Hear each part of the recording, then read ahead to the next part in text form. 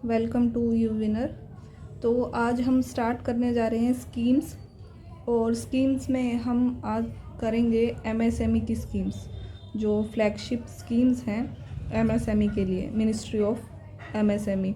तो इस वीडियो में हम 5 स्कीम्स जो हैं इम्पोर्टेंट फ्लैगशिप जो स्कीम्स हैं वो कवर करेंगे, ठीक है। और इसमें क्या होगा, वैसे अगर आप स्कीम्स को डिटेल में पढ़ना चाहें तो आपको एक स्कीम पे और 2, 3, 4 पेज का डॉक्यूमेंट मिल जाएगा, पीडीएफ मिल जाएगी, लेकिन उतना हमारे एग्ज़ाम के लिए रिलेवेंट नहीं है और कोई इतना लर्न भी नहीं कर सकता। अप्रोक्स 100 स्कीम्स को ऐसा है कि हमको पढ़ना होगा, लगभग अप्रोक्स मैं बता रही हूँ, तो उसमें हम पूरा लर्न नहीं कर सकते। तो जितना एग्ज़ाम के लिए रेलेवेंट है और जो मोस्ट इम्पोर्टेंट है वो हम इन वीडियोस में कवर करेंगे। मैं ट्राई करूँगी उनको कवर करने के लिए। ऐसा नहीं है कि उसमें सारी डिटेल होगी, लेकिन जितनी ज़रूरी है वो होगी। अगर आपको किसी भी स्कीम को पूरा डिटेल में पढ़ना है तो बहुत सारी गवर्नमेंट वेबसाइट हैं, ठीक है, जहाँ पे वो आपको स्कीम डिटेल में मिलेगी, तो आप वहाँ पे स्टडी कर सकते हो। यहाँ पे हम स्कीम्स को ओवरव्यू और जो उसके इम्पोर्टेंट पॉइंट हैं उनको देखेंगे, ठीक है। तो अब हम स्टार्ट करते हैं फर्स्ट स्कीम के साथ, और हमारी फर्स्ट जो स्कीम है उसका नाम है PMEGP,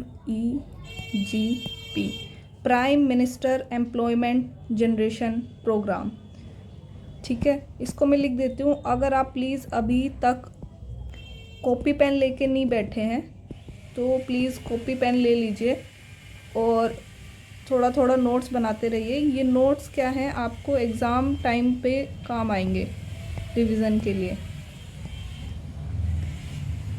एम्प्लॉयमेंट जनरेशन प्रोग्राम। आप वीडियो को पॉज कर दीजिए और अपनी कॉपी और पेन लेके बैठ जाइए। ये हमारी फर्स्ट स्कीम है आज के लिए, ठीक है। Prime minister employment generation programme, इसको किसके अंडर आती है? पहला क्वेश्चन तो यही आ सकता है कि ये जो स्कीम है कौन सी मिनिस्ट्री के अंडर आती है। तो आप इसको यहाँ से लर्न कर सकते हैं कि ये स्कीम है कौन सी मिनिस्ट्री की, एमएसएमई के लिए, ठीक है। फर्स्ट पॉइंट तो ये हो गया हमारा। सेकंड, ये लॉन्च कब हुई थी? ये लॉन्च हुई थी स्कीम 2008 में, ठीक है। और ये जो स्कीम है ये रूरल एंड अर्बन दोनों एरिया के लिए, ठीक है। ये जो स्कीम है ये है रूरल प्लस अर्बन दोनों एरिया के लिए ये स्कीम है आपकी, ठीक है। सेकंड मेन इम्पोर्टेंट पॉइंट क्या है? सबसे पहला हो गया कि किसने लॉन्च की, किसके अंडर आती है, मतलब एमएसएमई के अंडर। लॉन्च कब हुई, ठीक है, और किसके लिए है ये, ठीक है। और फिर इस स्कीम को, किसी भी स्कीम के लिए इम्पोर्टेंट होता है कि उसको इम्प्लीमेंट कौन करता है। तो इस स्कीम को इम्प्लीमेंट कौन करता है? इसको करता है khadi and village industries commission. अगर आपको वीडियो थोड़ी स्लो लग रही है तो आप इसको 1.5 या 2x की स्पीड में करके फास्ट भी कर सकते हैं, ठीक है। लेकिन हमको सबको ध्यान में रखते हुए मुझे लग रहा है सही स्पीड से करा रही हूँ, तो ठीक है। ये इम्प्लीमेंट कौन करता है स्कीम को? KVIC या khadi and village industries commission. अब ये स्कीम है किसके लिए? ये आपको इसके नेम से ही पता चल रहा होगा, prime minister employment generation.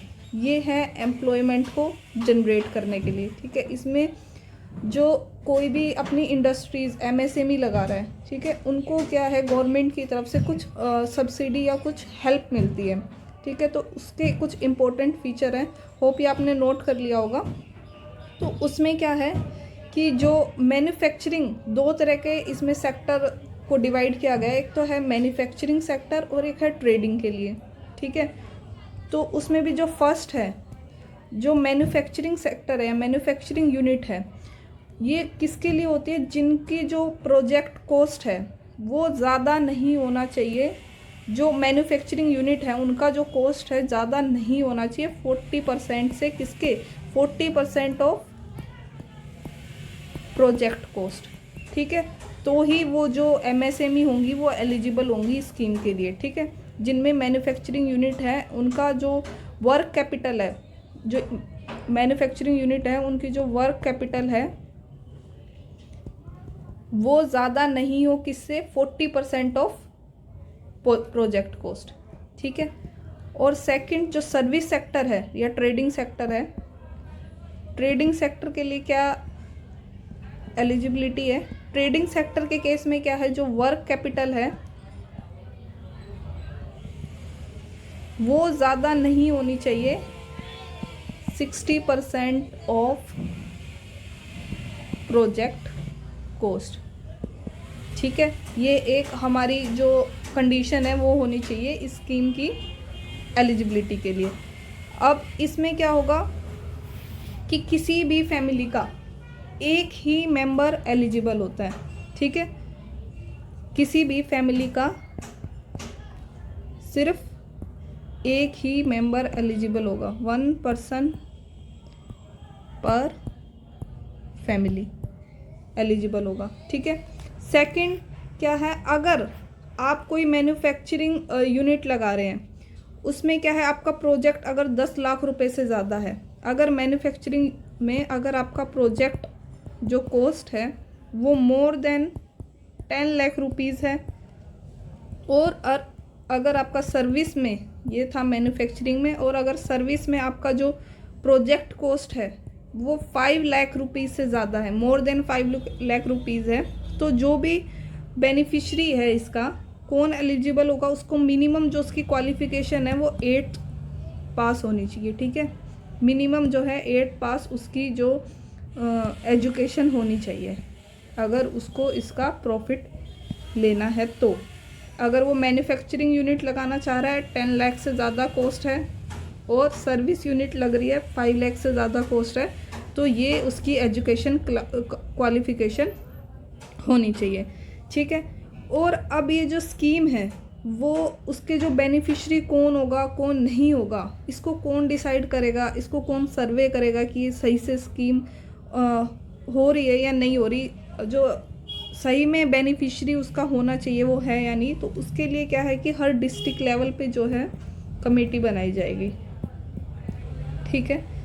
District level जो टास्क कमेटी होगी जो डिसाइड करेगी कि जो सही बेनिफिशरी है उसको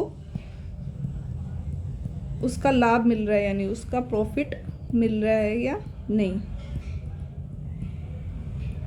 ठीक है। होप आपको यहाँ तक समझ आया होगा। अब इसमें क्या है कि अगर जो बेनिफिशरी है वो जर्नल कैटेगरी से है, ठीक है, जर्नल है, तो उस केस में 90% जो कॉस्ट होगा वो बियर किया जाएगा बैंक्स के। और अगर वो स्पेशल कैटेगरी है, अब स्पेशल कैटेगरी में क्या होता है, वुमेन, SC ST और PWD जो भी स्पेशल कैटेगरी है उनके केस में 95% कॉस्ट बियर किया जाएगा, ठीक है। और अगर आप पहले से ही इस स्कीम के बेनिफिशरी हो और आपको अपग्रेड कराना है नेक्स्ट MSME के लिए या किसी चीज़ के लिए, आपको अपनी जो स्कीम है उसको अपग्रेड कराना है, तो उसके लिए आपका जो मिनिमम जो कितनी अमाउंट के लिए वो अपग्रेड किया जा सकता है, तो वो होगा 1 करोड़। अगर आपका 1 करोड़ का कॉस्ट है तो ही आप उसको आगे फर्दर अपग्रेड करा सकते हो, ठीक है। ये मैन्युफैक्चरिंग यूनिट के लिए है। और अगर स्पेशल और सर्विस सेक्टर है अगर, तो उस केस में अगर आपका 25 लाख है तो आप उसको अपग्रेड करा सकते हो, ठीक है। ये है मैन्युफैक्चरिंग के लिए, और ये सर्विस सेक्टर के लिए आप इसको अपग्रेड करा सकते हो। और अगर जो फाइनेंशियल असिस्टेंट है वो एरिया पे और कैटेगरी पे भी डिपेंड करती है, ठीक है। जैसे कि मैं यहाँ पे छोटी सी टेबल बना देती हूँ, जनरल और एक स्पेशल के लिए, और अर्बन और रूरल,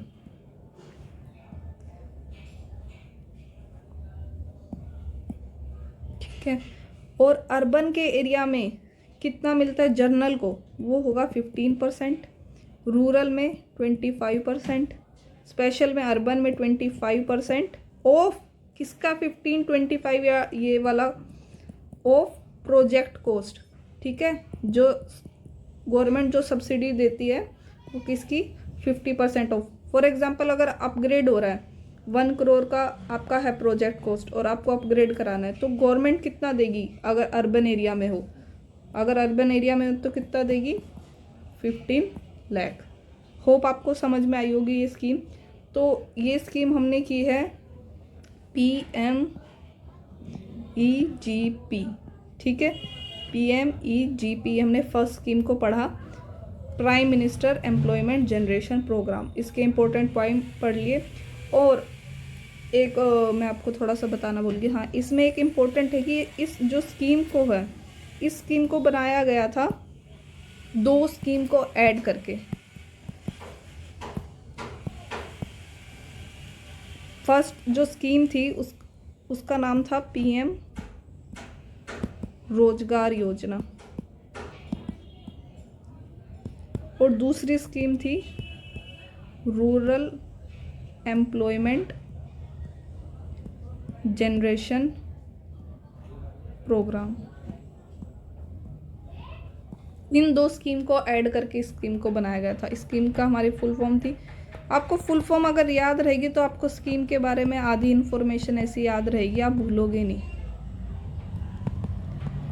एम्प्लॉयमेंट जनरेशन प्रोग्राम, ठीक है। ये स्कीम बनी है, इन 2 स्कीम्स को ऐड करके लॉन्च हुई थी, ठीक है। इसके बाद हमने कैटेगरी पढ़ ली और एलिजिबिलिटी पढ़ ली, क्या क्या उसके लिए ज़रूरी है। तो यहाँ पे हमारी ये फर्स्ट जो स्कीम है ये ख़त्म होती है। हमारी जो सेकंड स्कीम है उसका नाम है CGTMSE। फुल फॉर्म में मेंशन कर रही हूँ, आप अपने नोट्स में लिख लेना। Credit guarantee fund scheme for micro and small enterprises, ठीक है। ये इसकी फुल फॉर्म है और वही हमको पता होना चाहिए अगर ये स्कीम आ जाती है तो कौन सी मिनिस्ट्री ने इसको लॉन्च किया है। तो मिनिस्ट्री ऑफ MSME की स्कीम है, ठीक है। और सेकंड लॉन्च कब की गई, लॉन्च की गई है ये 30 अगस्त 2000 को, ठीक है। ये आपको डेट पता होनी चाहिए। और थर्ड इम्पोर्टेंट पॉइंट, स्कीम का ऑब्जेक्टिव क्या है। जैसे कि आपको नाम से पता चल रहा है credit guarantee for micro and small, तो इसमें क्या होता है कि जो भी माइक्रो एंड स्मॉल एंटरप्राइजेज हैं उनको कोलेटरल फ्री जो क्रेडिट दिया जाता है। तो इस स्कीम का ऑब्जेक्टिव क्या है, to make available collateral free credit to MSME, ठीक है। ये स्कीम का ऑब्जेक्टिव है।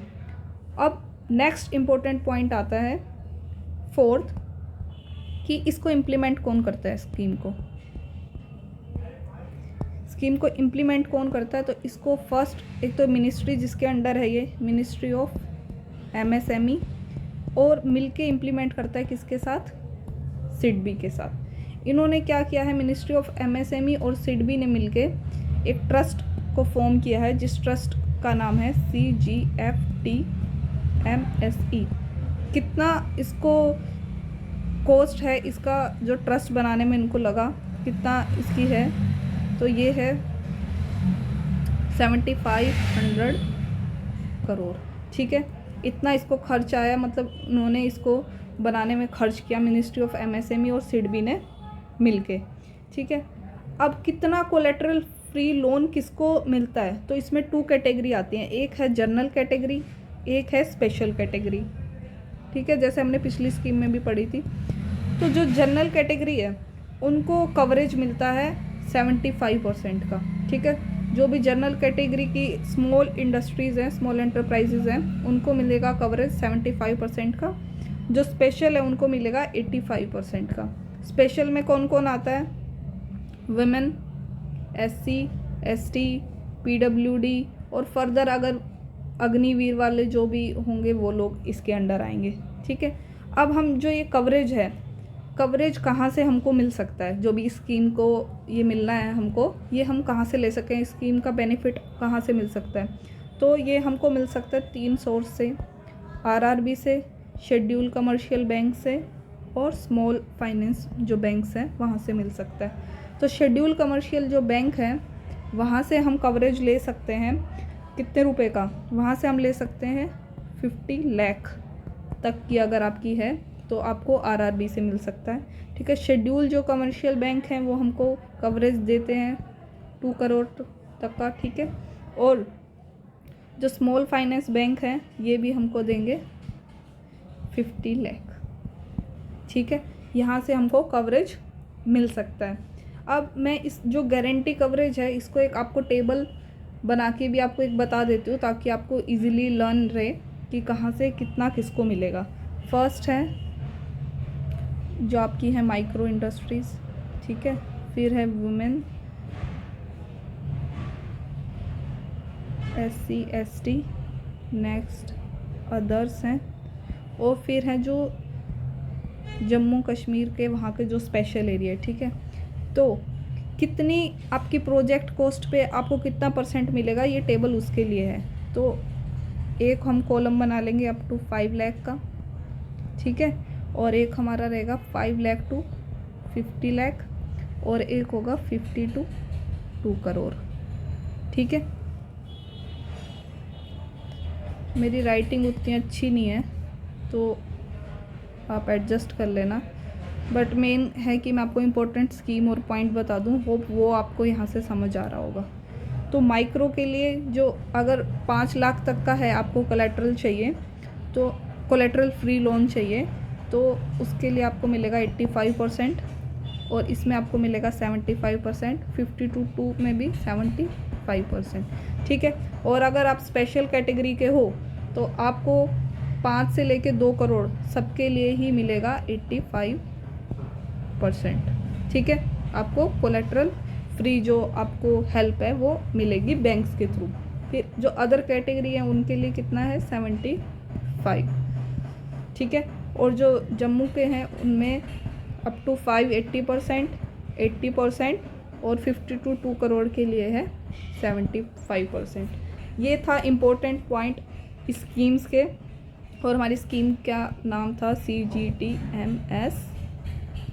Credit guarantee fund scheme for micro and small enterprises. आपको जितनी भी स्कीम है इनकी फुल फॉर्म और ये जो शॉर्ट में है ये पता होना चाहिए। अगर ये भी पता होगा तो आप एग्ज़ाम में अंदाज़ा लगा लोगे और आपको जितनी भी टर्म है बेसिक टर्म याद आ जाएंगी। वैसे तो मैं सोच रही थी कि मैं एक वीडियो में 5 स्कीम कवर करूँगी, बट मुझे लग रहा है 2 में भी काफ़ी होगी ये लंबी वीडियो। तो बाकी की स्कीम ऐसी नेक्स्ट वीडियो पार्ट में आती रहेंगी। जो अगर स्कीम्स छोटी होंगी जिसमें इन्फॉर्मेशन कम होगी उसमें हम 5 भी कवर कर लेंगे। तो अभी इस वीडियो के लिए 2 स्कीम्स आई थिंक इनफ हैं, बाकी की स्कीम हम नेक्स्ट पार्ट में करेंगे। तब तक आप चैनल को लाइक, शेयर और सब्सक्राइब कर दीजिए। Thank you for watching.